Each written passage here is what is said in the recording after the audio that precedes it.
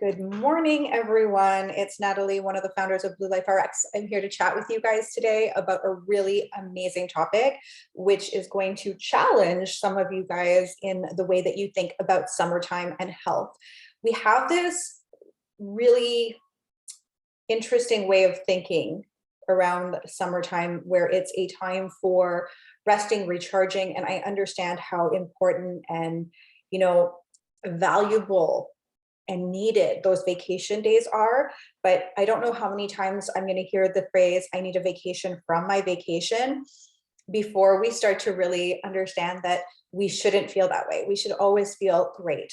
Now, I'm challenging this because we have this pattern of society, and I'll just share it, is that through the winter, we try our best to sometimes be healthier, to work, and then in the spring, we have this really rushed feeling of, I need to get healthy for the summer. I need to look good for the summer. I need to finally look okay in my swimsuit, or I need to feel better so that I can party like it's 1999 on my days off, where I'll have to recover. And then in fall, I'll start this process all over again.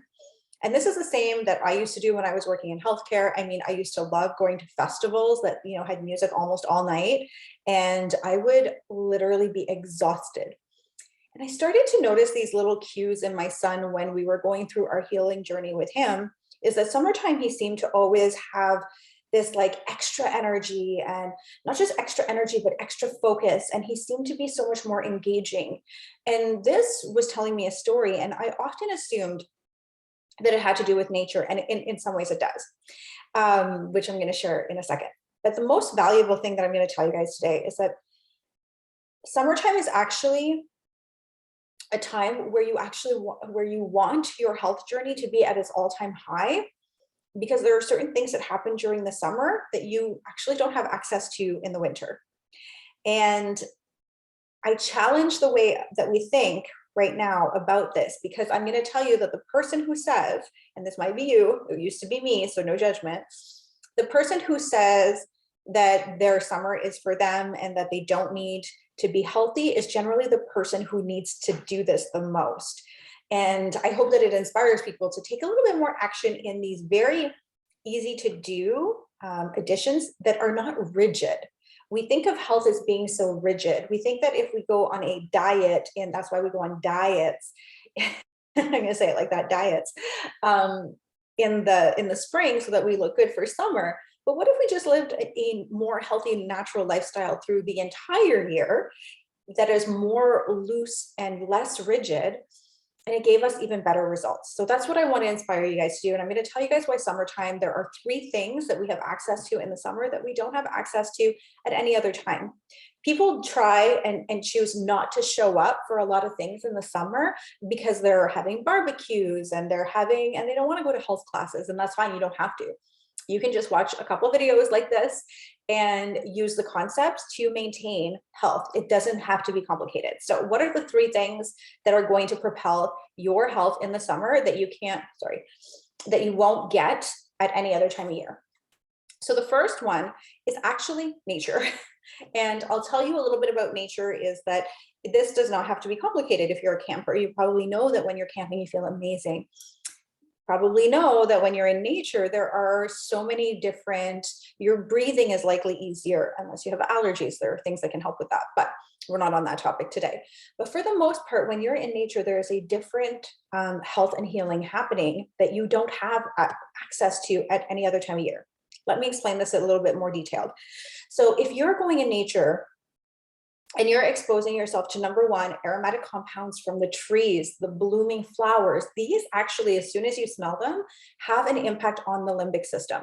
The limbic system is really our oldest brain and is guided very much so by smell. And so these aromatic compounds can create feelings of joy, or production of serotonin.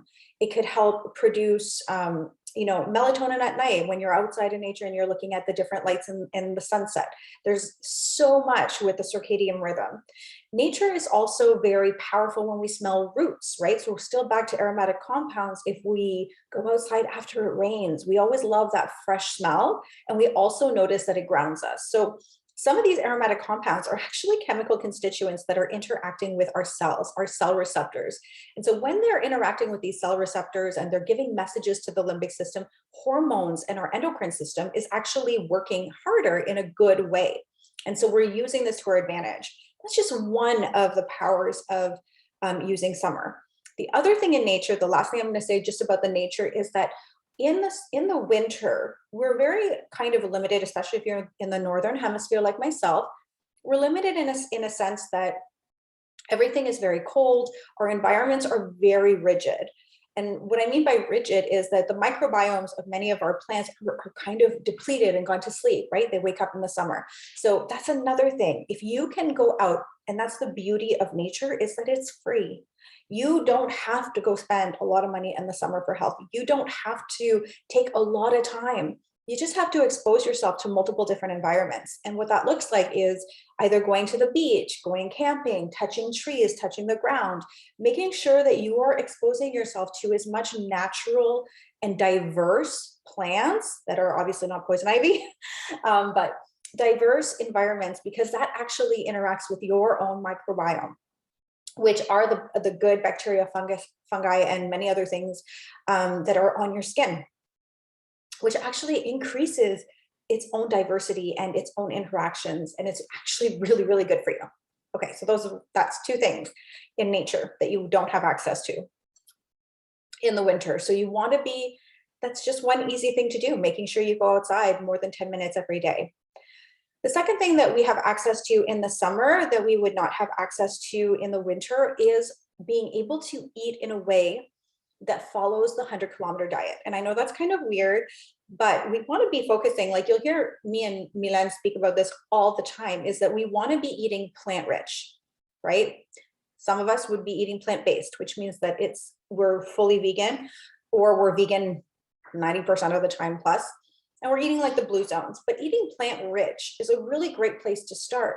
The only problem with eating plant-rich or plant-based in the winter is that we have to lean towards sometimes more frozen foods because they're frozen at that ripeness, versus being able to eat fruits and vegetables that don't have to travel so far.